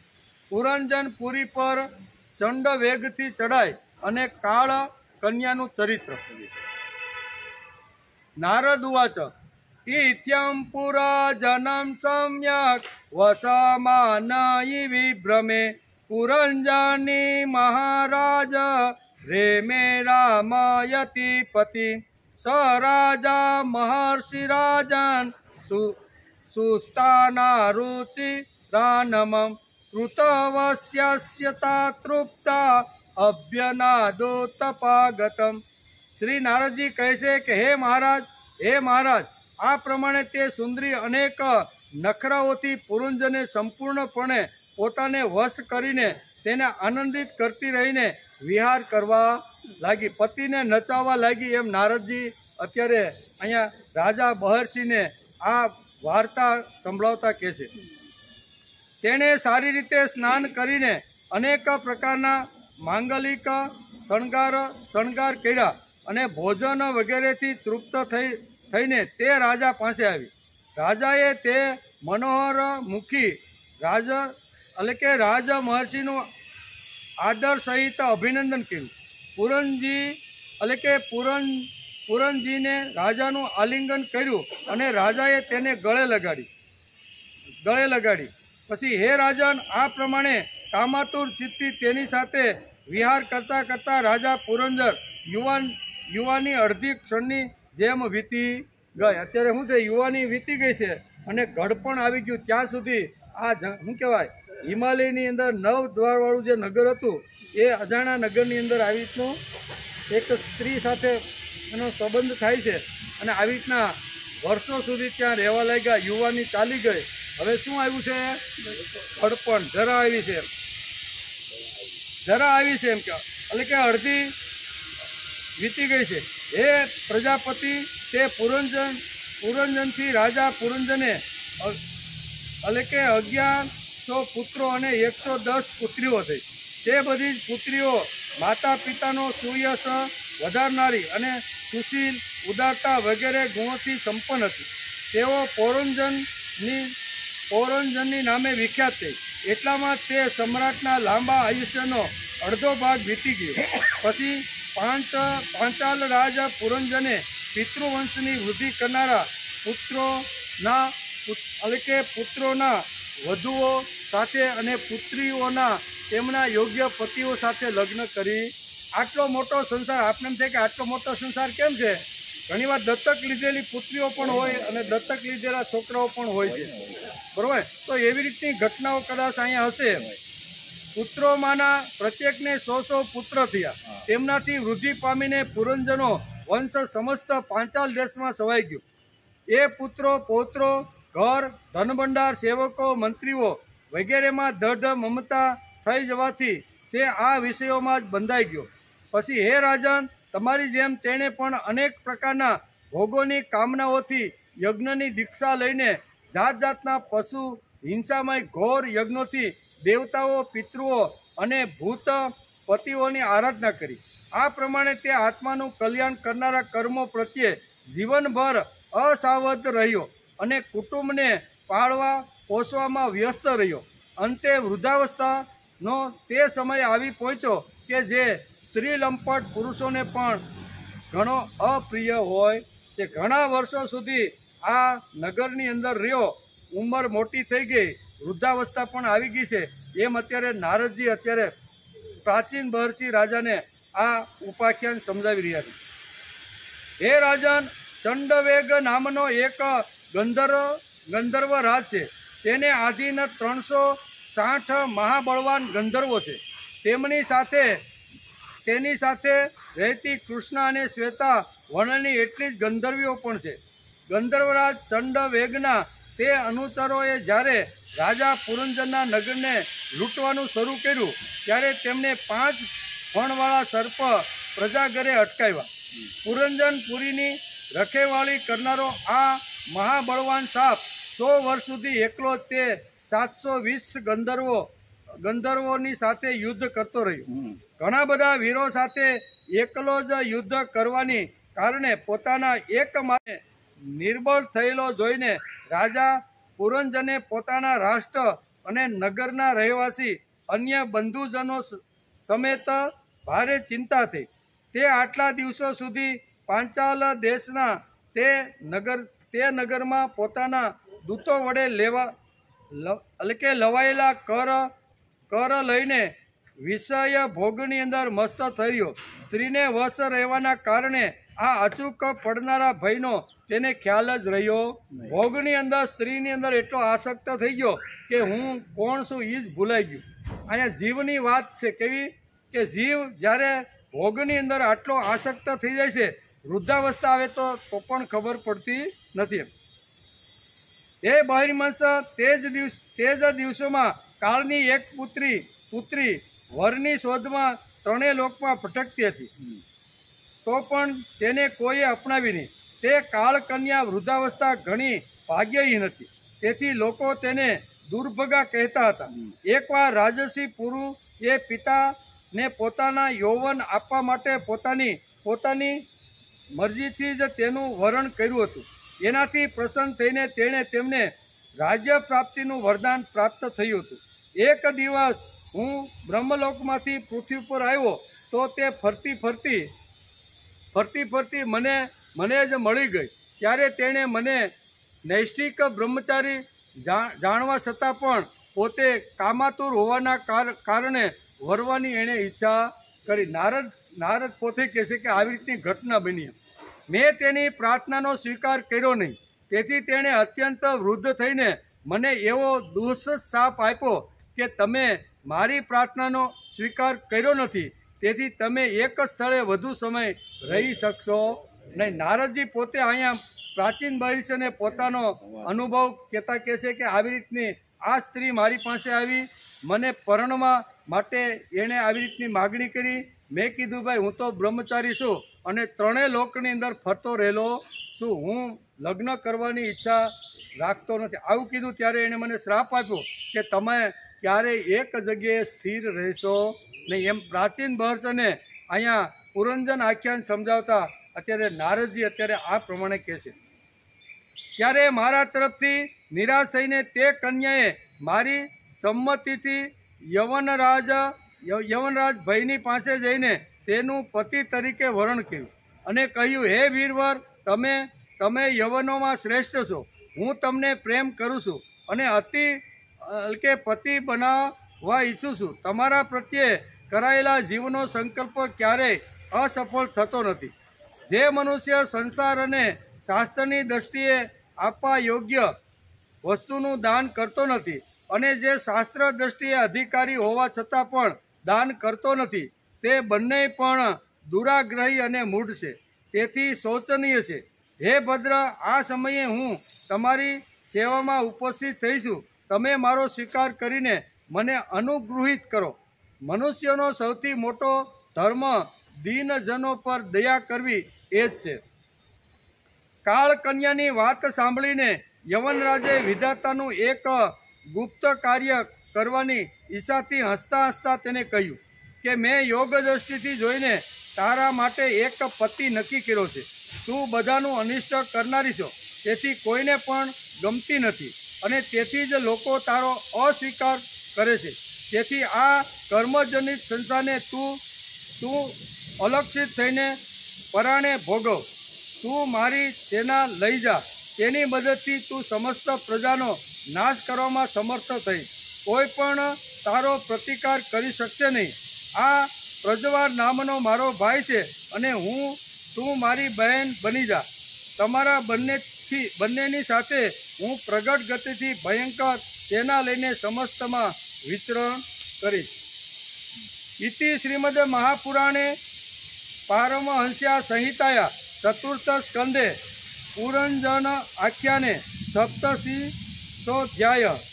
ચોથા સ્કંદ અંતર્ગત પુરંજન આખ્યાનનો 27મો અધ્યાય સમાપ્ત થયો. 27મા અધ્યાયમાં 30 શ્લોક હતા, એમાં ખાલી આટલી વાતો વેદવ્યાસે લખી છે અને નારદે પોતાની આખી કહાની કીધી છે કે આવી રીતની ભોગની અંદર બનેલી સ્ત્રી મારી પાસે આવી, પણ હું તો બાળ બ્રહ્મચારી છું, હું કોઈની સાથે આવી રીતનો, ત્યારે એણે મને શ્રાપ આપ્યો અને એ શ્રાપને હિસાબે હું ફરતો અહીંયા તમારી પાસે આવ્યો છું.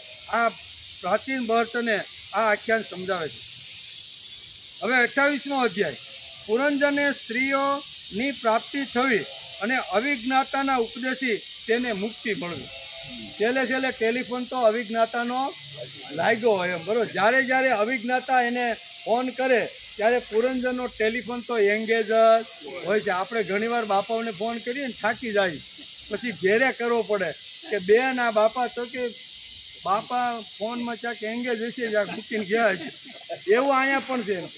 લાગ્યો ખરો મોડો બરોબર. અને પછી અવિજ્ઞાતાની વાત અહીંયા પુરંજન એટલે જીવ માને છે અને પછી એની સદગતિ કેવી રીતની થાય છે એ આ આખ્યાનમાં સમજાયું. કાળકન્યા. શ્રી નારદજી કહે છે કે હે રાજન, પછી ભય નામના યવનરાજના આજ્ઞાંકિત સૈનિકો પ્રજ્વર અને કાળ કન્યાની સાથે આ પૃથ્વી તટ પર સરસ વિચરવા લાગ્યા.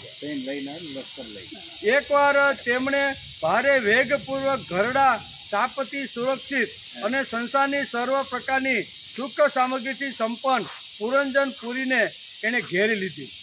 આ નામ હતું પુરંજન. જે નગરીમાં રોકડ એનું નામ હતું પુરંજનપુરી. એટલે આ ચારે બાજુથી દુશ્મનોએ એને ઘેરી લીધી. ત્યારે જેની ચુંડાલમાં ફસાઈને પુરુષ તરત જ ઉત્સાહ બની જાય છે, તે કાળ કન્યા પરાણે તે પુરીની પ્રજાનો ભોગ કરવા લાગી.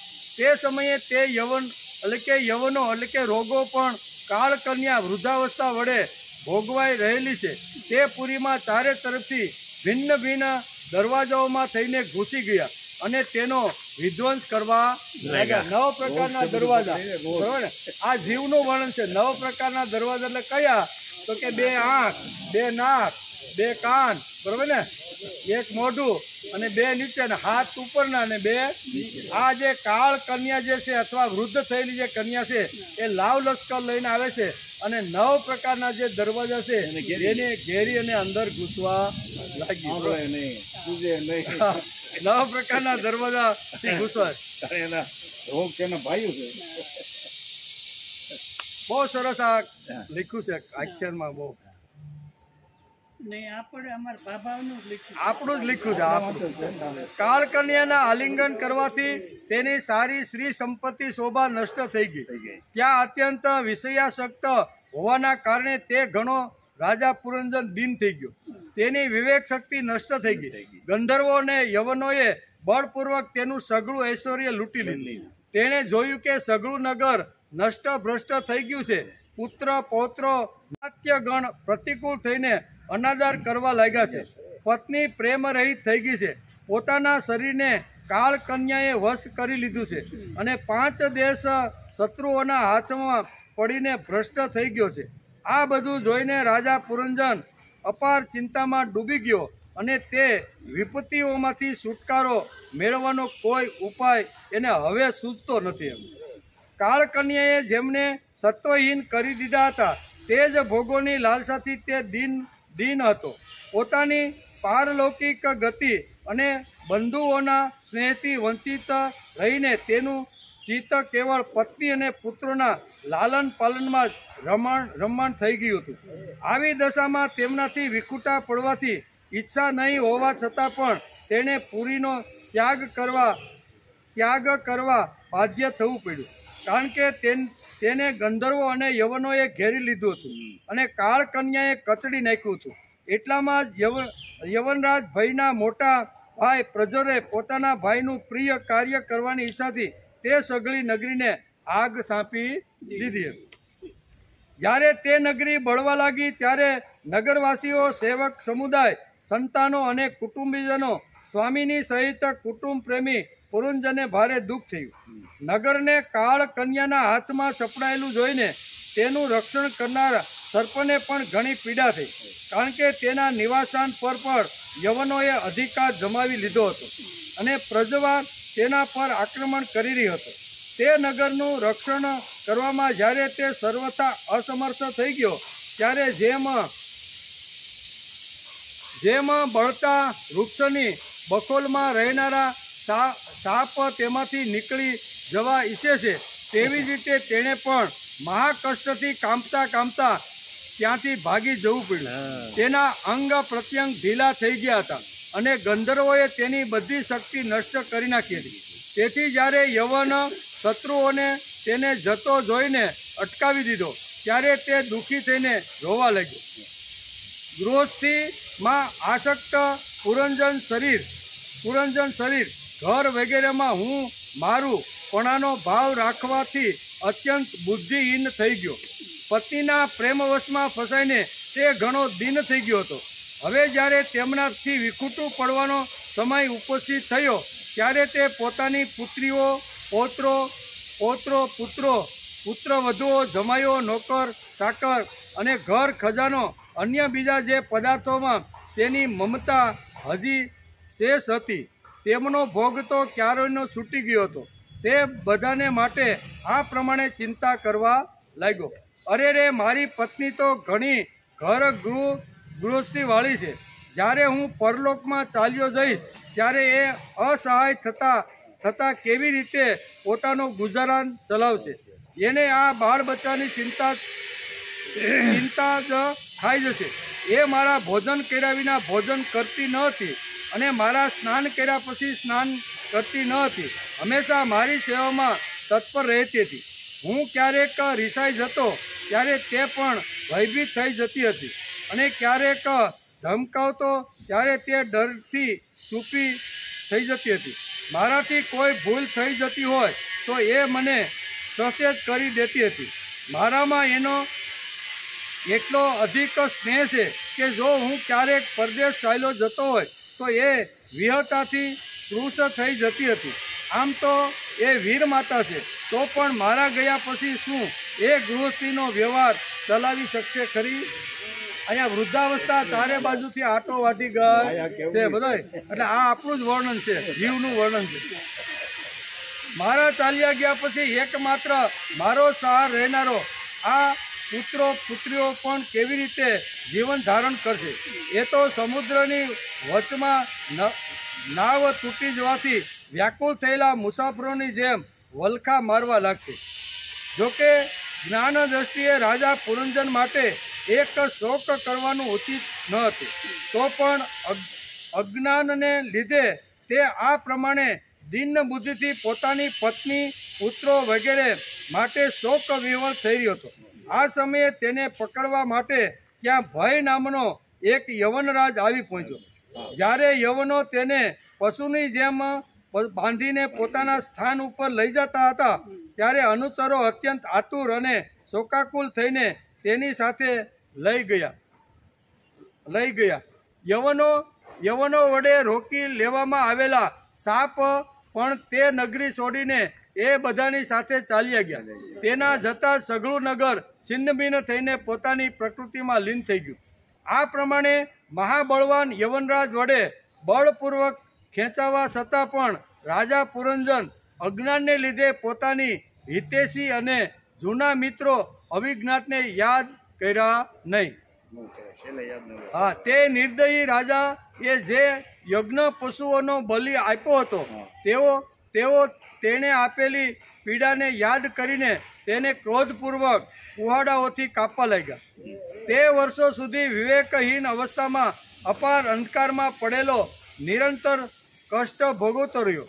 સ્ત્રીની આસક્તિને લીધે તેની આવી દુર્ગતિ થઈ છે। અંતકાળમાં પણ પુરંજનને તેનું ચિંતન થતું રહ્યું હતું।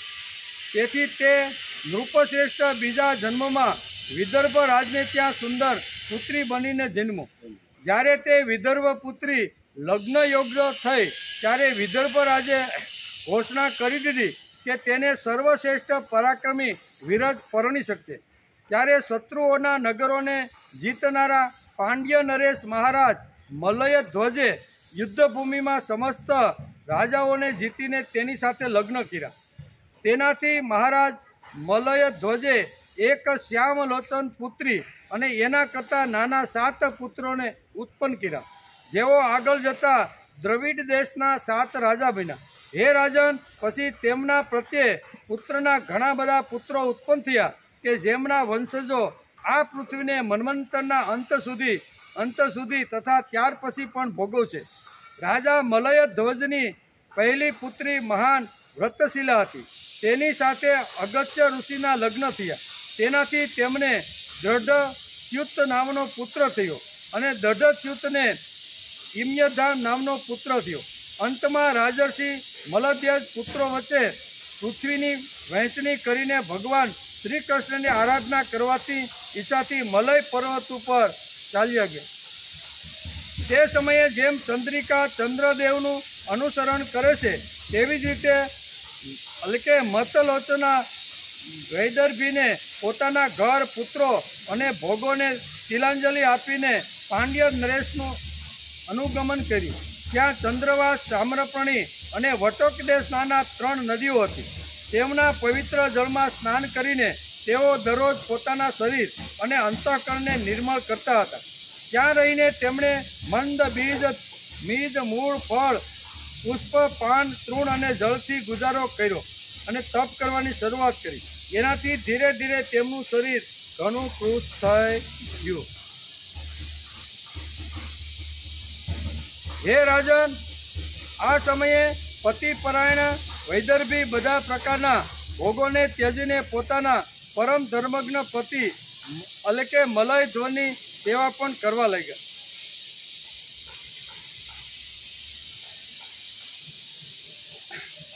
ત્યાર પછી લાકડાની ચિતા બનાવીને તે વિલાપ કરતા કરતા પોતે સતી થવાનો નિશ્ચય કર્યો। હે રાજન, આ સમયે તેનો કોઈ જૂનો મિત્ર એક આત્મજ્ઞાની બ્રાહ્મણ ત્યાં આવ્યો। તેણે તે રડતી અબળાને મધુર વાણીમાં સમજાવતા કહ્યું, બ્રાહ્મણે કહ્યું કે તું કોણ છે, કોની પુત્રી છો, અને જેના માટે તું શોક કરી રહી છે તે સુતેલો પુરુષ કોણ છે? શું તું મને નથી જાણતી? હું તે જ તારો મિત્ર છું કે જેની સાથે તું પહેલાં વિચરણ કર્યા કરતી હતી. મિત્ર શું અને પોતાની યાદ આવે છે? કોઈ વખતે તું મારો અવિજ્ઞાત નામનો મિત્ર હતો. તે પૃથ્વીનો ભોગવા માટે નિવાસસ્થાને ખોળવા માટે મને છોડીને ચાલ્યો ગયો હતો. હે આર્ય, પૂર્વકાળમાં તું અને હું એકબીજાના મિત્રો અને માનસ નિવાસી હંસ હતા. આપણે બંને હજારો વર્ષ સુધી કોઈ નિવાસસ્થાન વગર જ રહ્યા હતા. પરંતુ મિત્ર, તું વિષય ભોગની ઈચ્છાથી મને છોડીને અહીં પૃથ્વી ઉપર ચાલ્યો આવ્યો. અહીં ઘૂમતા ઘૂમતા તે એક સ્ત્રીએ રચેલું સ્થાન જોયું. તેમાં 5 બગીચા, 9 દરવાજા, 1 દ્વારપાલ, 3 કોઠા, 6 વૈશ્યકુળ અને 5 બજાર. તે નગર 5 ઉપાદાન કારણોથી બનેલું હતું અને તેની સ્વામીની એક સ્ત્રી હતી. હે મહારાજ, ઇન્દ્રિયોના 5 વિષયો તેના બગીચા છે, 9 ઇન્દ્રિયો તેના દરવાજા છે. તેજ, જળ અને અન્ન 3 કોઠાઓ છે. મન અને 5 ઇન્દ્રિયો એ છે વૈશ્ય કુળ છે. ક્રિયાશક્તિ રૂપ કર્મેન્દ્રિયો જ 5 બજાર છે. 5 ભૂતો જ તેના ક્યારેક ક્ષીણ ન થતા ઉપાદાન કારણ હતા અને બુદ્ધિશક્તિ જ તેની સ્વામીની હતી. આ એવું નગર હતું કે જેમાં પ્રવેશ કરવાથી પુરુષ જ્ઞાન શૂન્ય થઈ જાય છે, પોતાના સ્વરૂપને ભૂલી જાય છે. ભાઈ, તે નગરમાં તેની સ્વામિનીના ફંદામાં પડીને તેની સાથે વિહાર કરતાં કરતાં તું પણ પોતાના સ્વરૂપને ભૂલી ગયો કે હું કોણ છું, અને તેના જ સંગથી તારી આવી દુર્દશા થઈ છે. અહીંયા જીવનું વર્ણન કરતા અથવા શરીરના જે 9 દ્વાર છે એનું સુંદર મજાનું વર્ણન કર્યું છે. જો તું નથી તો વિદર્ભ રાજની પુત્રી અને નથી તો આ વીર મલય ધ્વજ તારો પતિ, જેણે તને 9 દરવાજા નગરમાં બંધ કર્યો હતો, તે પુરંજીનો પતિ પણ તું નથી. તું પહેલા જન્મમાં પોતાને પુરુષ સમજતો હતો અને હવે સતી સ્ત્રી માને છે. એ બધી મારી જ ફેલાવેલી માયા છે.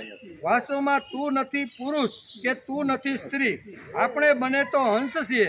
આપણું જે ખરેખરું સ્વરૂપ છે તેનો તું અનુભવ કર. જીવ અને અવિજ્ઞાતા, બરોબર, પુરંજન અને અવિજ્ઞાતા નામના 2 ચરિત્રો દ્વારા નારદજી અત્યારે આ આખું ઉપાખ્યાન અહીંયા કોને સમજાવે છે? રાજાને સમજાવે. પ્રાચીન બહર્ષિ નામના રાજાને આટલું આખ્યાન સમજાયું કે આવી રીતનું પુરંજન નામનું આખું એક આખ્યાન અથવા વાર્તા ઊભી કરી અને રૂપક કરીને કીધું કે પુરંજન નામનો કોઈ પુરુષ નથી, કોઈ સ્ત્રી નથી, બરોબર, પણ એક જીવ છે. અને અવિજ્ઞાતા છે ને એ ભગવાન છે, આ જીવ છે. તો આ કથા આખી બધી બહુ સરસ રીતે અહીં સમજાવવાનો પ્રયત્ન કર્યો છે. હે મિત્ર, જે હું ઈશ્વર છું તે તું જ જીવ છે, બરોબર ને? ઓમ પૂર્ણમદ પૂર્ણમિદમ પૂર્ણાત પૂર્ણમુદચ્ય. ઉપનિષદે કીધું ને કે ઓમ પૂર્ણમદ પૂર્ણમિદમ પૂર્ણ ઉચ્યતે. પૂર્ણાત એટલે કે તું પૂર્ણ છો તો હું તારો જ અંશ છું. તારામાંથી ઉલેસાય પછી બાકી પૂર્ણ રહે છે એ હું પૂર્ણ. ઓમ પૂર્ણમદ, તું પૂર્ણ છો પણ હું તારામાંથી ઉલેસી લીધા પછી પણ પૂર્ણ બાકી રહે છે, એ હું પણ પૂર્ણ છું. એટલે કે છે કે હે મિત્ર, જે હું ઈશ્વર છું તે તું જ જીવ છે. અહીંયા અવિજ્ઞાતા એ ઈશ્વર છે અને પુરંજન એ જીવ છે. તું મારાથી ભિન્ન નથી અને તું વિચારપૂર્વક જો, હું પણ તે જ છું. જે તું છે, જ્ઞાની મનુષ્ય આપણા બંનેમાં ક્યારેય જરા જેટલો પણ ફરક જોતા નથી. જેમાં એક મનુષ્ય પોતાના શરીરની છાયાને દર્પણમાં અને કોઈ વ્યક્તિની આંખમાં ભિન્ન ભિન્ન રૂપે જુએ છે, તેવી જ રીતે એક જ આત્મા વિદ્યા અને અવિદ્યાની ઉપાધિના ભેદને લીધે પોતાને ઈશ્વર અને જીવના રૂપમાં 2 પ્રકાર જોઈ રહ્યો છે. આ પ્રમાણે જ્યારે હંસે ઈશ્વરે તેને સાવધાન કર્યો ત્યારે તે માન સરોવરનો હંસ જીવ પોતાના સ્વરૂપમાં સ્થિત થઈ ગયો અને તેણે પોતાના મિત્રના વિયોગને લીધે ભૂલાયેલું આત્મજ્ઞાન ફરીથી પ્રાપ્ત થઈ ગયું. હે પ્રાચીન મહર્ષિ, મેં તમને પરોક્ષ રૂપે આ આત્મજ્ઞાનનું દિગ્દર્શન કરાવ્યું છે, કારણ કે જગત કરતાં જગદીશને પરોક્ષ વર્ણન અધિક પ્રિય છે. ડાયરેક્ટ નહીં પણ અપરોક્ષ અને પરોક્ષ બે અનુભૂતિ જેમ થાય ને એવી રીતે મેં તમને અહીંયા અવિજ્ઞાતા અને પુરંજન નામનો આખ્યાન કરી અને મેં તમને સમજાવવાનો પ્રયત્ન કર્યો. આમ પ્રાચીન મહર્ષિ રાજાને નારદજીએ આ આખ્યાન સમજાવ્યું છે. આત્મશક્તિની વિસ્મૃતિ થયા બાદ પુરંજનની સ્થિતિ અત્યંત અધપતિ થઈ ગઈ છે. તેનું ભાન પોતાને જ થાય છે. હું શું હતો ને શું કેવો થઈ ગયો. આપણા જીવનમાં કામ અને રામ બંનેને ખેંચ ચાલે છે. કેટલાક એવા હોય છે કે જેઓ રામ તરફ જ જુએ છે. જ્યારે અવિજ્ઞાતાનો ટેલિફોન લાગે છે ત્યારે તેની વાત સાંભળવા શું કહેવાય અહીંયા પુરંજન તૈયાર નથી. પુરંજન દેહધારી જીવનું પ્રતીક છે. કામાર્થ જીવનમાં ભગવાનના અસ્તિત્વની અવગણના થાય છે. પુરંજન રાજાના જીવનમાં શરૂમાં તેની કામ સાથેની એક રૂપતા હતી. એનું કારણ અવિજ્ઞાતા મિત્રની સાથે વાત થતી નથી. હવે વાત થઈ ગઈ, વાત સાંભળી ત્યારે એમ થયું કે ખરેખર હું ને તું તો બે એક ચિદાનંદ રૂપ શિવોહમ શિવો. ઇતિ શ્રીમદ ભાગવતે મહાપુરાણે પારમહંસ્યા સંહિતાયા ચતુર્થ સ્કંદે પુરંજન વ્યાખ્યાને 28 ચોથા સ્કંદ અંતર્ગત પુરંજન આખ્યાનનો 28મો અધ્યાય સમાપ્ત થયો. બરોબર, આ 4 અધ્યાયને આજે આપણે નમસ્કાર કરીએ. એમાં પુરંજન અને અવિજ્ઞાતા